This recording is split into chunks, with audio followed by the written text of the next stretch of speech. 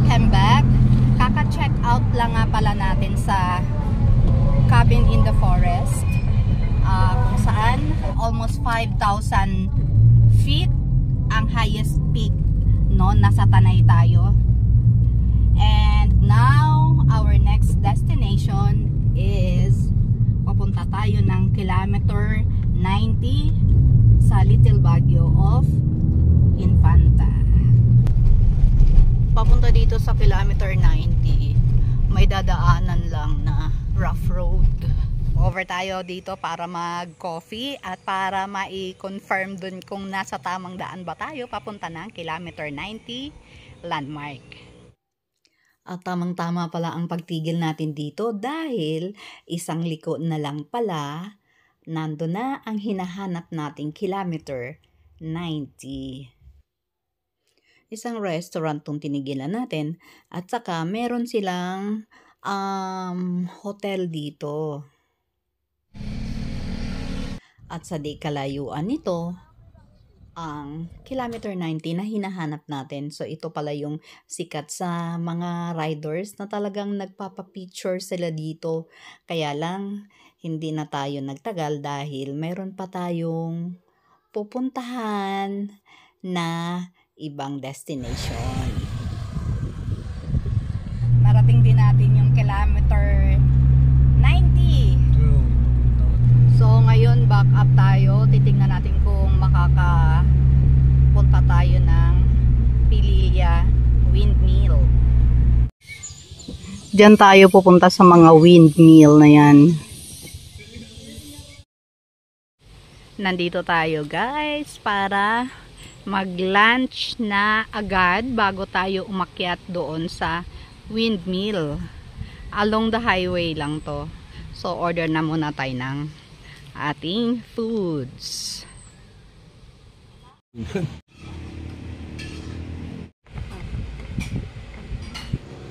Salamat po! Tara guys, lunch time na. Kain tayo! Pwede kayong mag-hi sa aking vlog. Thank you! Nandito na tayo sa Pililla View Deck. Approaching na tayo. Bibili tayo ng souvenir dito sa View Deck. Yan, bibili natin. Ang ganda oh. At saka yung humahawak, ang ganda din. Alam nyo dati, galing na tayo dito eh. Hindi ko na lang matandaan kung anong year yun. Siguro baka mga 2013 pa yun. Tapos ngayon, ang ganda niya na. Mayroon ng mga ganitong makakita dito sa taas. Tapos mayroon na ring mga shops. Kaya nga, bumili tayo ng souvenir dyan. Kasi naaabot ako ng malaking electric fan. Ang lakas ng hangin dito, saka ang lakas ng tunog. Sa wakas, narating din talaga natin ang Pililla View Deck. 2 beses tayong nawala sa paghahanap nito. Na-amaze ako sa lakas ng hangin nung nasa likod ko na umiikot yung windmill mismo. Ang lakas niya. Meron na parang wishing well dito. Kuhanin ko kaya yung mga barya. Welcome Santis Farmhouse. Tara, akyatin natin yung view deck mismo kasi nga ba ito makasaysayan itong view deck na to. Nakailang sabi ko nga, ilang beses tayong nawala sa paghahanap nito eh. Tara, akyat tayo. Yay! Nasa taas talaga tayo.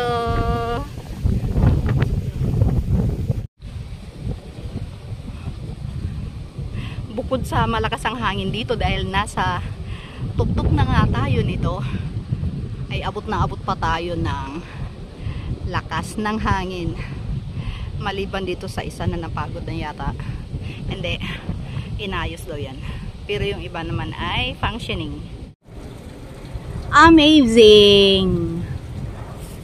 So now we're going out from here na and going to our next destination, which is the zoo.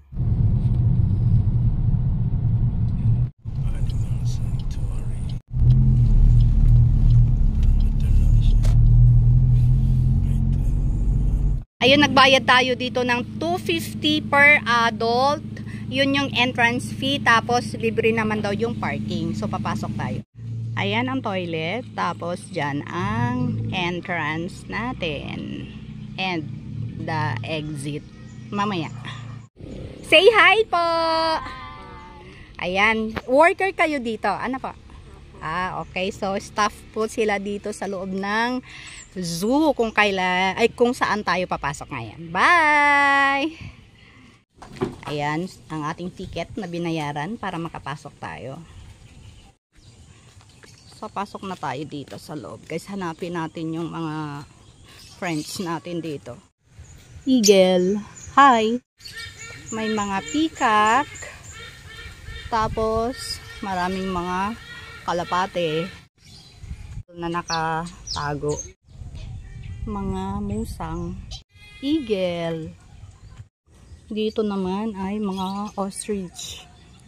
Ako, malalaki sila, baka habulin tayo. Oh! Hello, monkey! Huwag kang lalapit niyan. Mayroon pa sa taas, marami sila. Oh, baby! Hi, camel!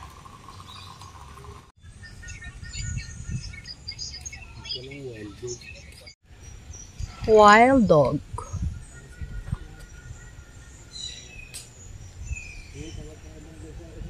Ming! Sayang yung chicken. Malaki, hindi ko kita. Ang daming birds. Colorful. Dito naman tayo sa kabilang side. Hindi ko alam kung ano makikita dito. Nako, baka nandito na yung mga bagay-bagay na kinakatakutan natin.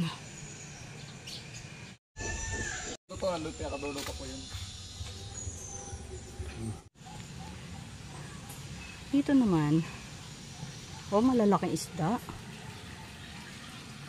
Mariusep kapag na nasira to, baka kagatin ako dito. May crocodile dun, oh. Oo, tulog lang yan. Ano ka naman? Alang ano? Ayun pa yun, guys, oh. Ang dami palang crocodile dito. Ayun pa, oh, natutulog. Mayroon silang crown. Peacock nga ba yan? Please comment down below kung alam nyo ang pangalan niya. Pupunta tayo dito. Tingnan natin kung anong meron sa museum. Nandito tayo sa loob. Guys, ayan. Nakakatakot naman ang tunog nito. Ayoko. Hi, peacock! Tapos dito may tiger. Kaya lang ako, masama yung tingin niya sa akin. Parang gagalit siya. O, ayan o, tignan nyo. Galit. Mayroong mga gray na aso dun. Ang tatapa. Tulog siya. Tignan nyo naman yung ano. Pinaghihirapan niya pa yung position niya talaga. Ayun guys.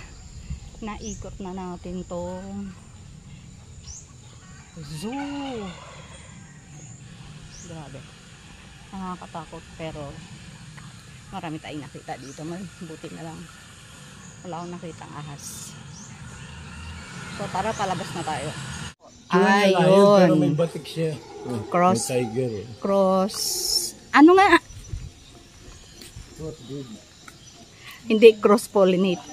Cross breed ng lion and tiger. Nakatakutan ko. Ayan na siya. Gumagalaw na po. Alaming! Hello! Wow! Hey! Hello! Thank you! Wow! Pwede po kayo magpa-feed. 20 pesos. Teka lang. Hello! Hey! Ano yung babae? Buntis? Hey! Pwede siyang kamayan? Now, it answers my question. Kanina kasi, tinatanong ko bakit liger. Yun pala, siya to. Ang ibig pala sabihin ng liger ay lion and tiger. So, siya si liger. Say hi po sa vlog ko. Ayun, guys, sila yung nag-aalaga dito ng mga animals. Lalo na yan, no? There you go. Grabe, sobrang init. Pero, ayos lang. worth it lahat ang pag-iikot natin dito sa zoo. Kasi ang dami naman palang animals dito sa loob.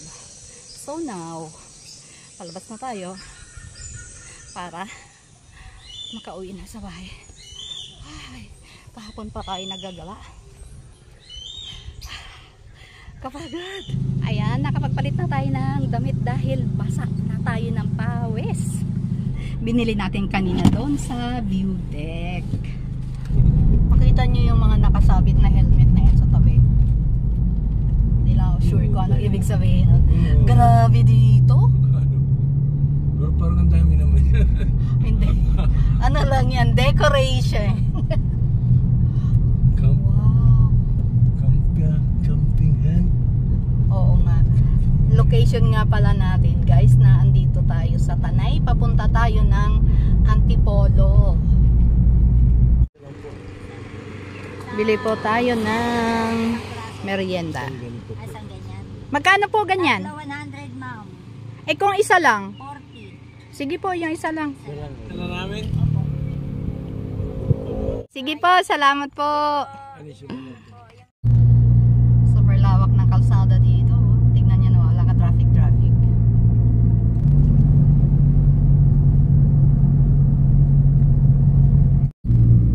Hindi na. Ang ganda.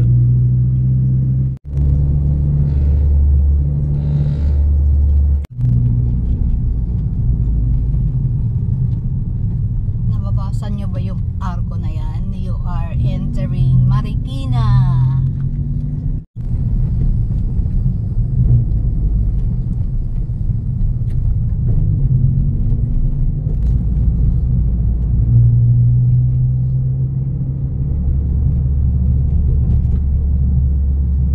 There's a lane closure ahead.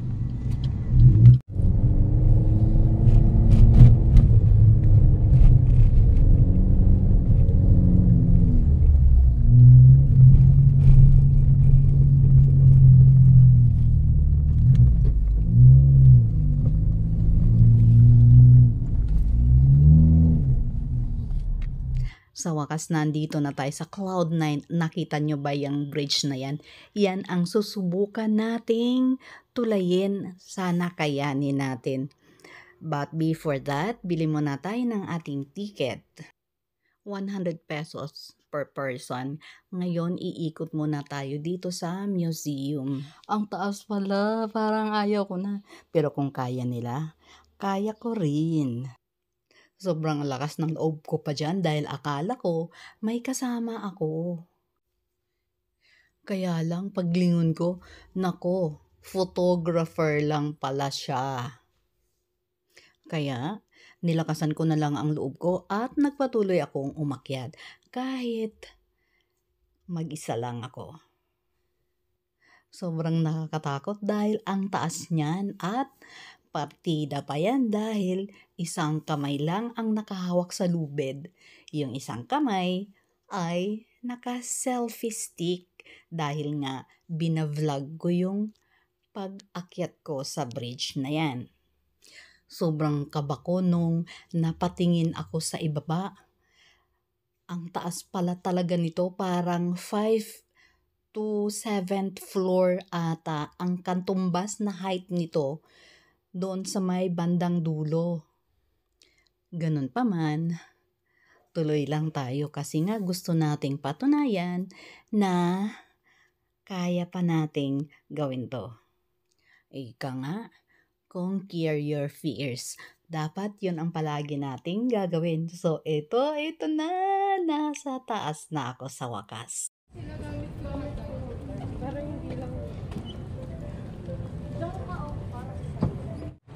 Nag-ikot-ikot tayo dito.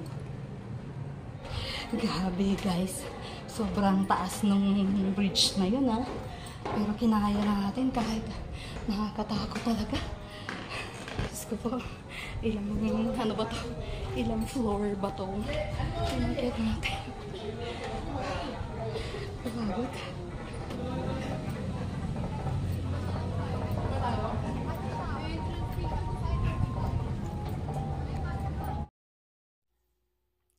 Pagdating natin sa baba, bigla tayong nagutom. Kaya, umorder muna tayo ng merienda dito sa loob. Tapos, pauwi na tayo.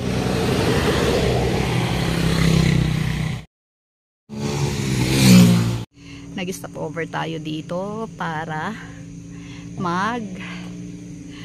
pabalot ng ating dinner kasi busog pa tayo.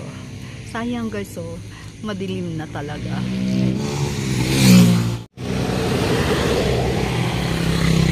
At doon nagtapos ang gala natin for this vlog. Sana napasaya ko kayo sa panonood, but please don't forget to subscribe my channel, Pastami Chatera, and hit that bell for you to be notified with the next upload. Buyers! Shout out nga pala dito sa group na to. Buyers, have a good one!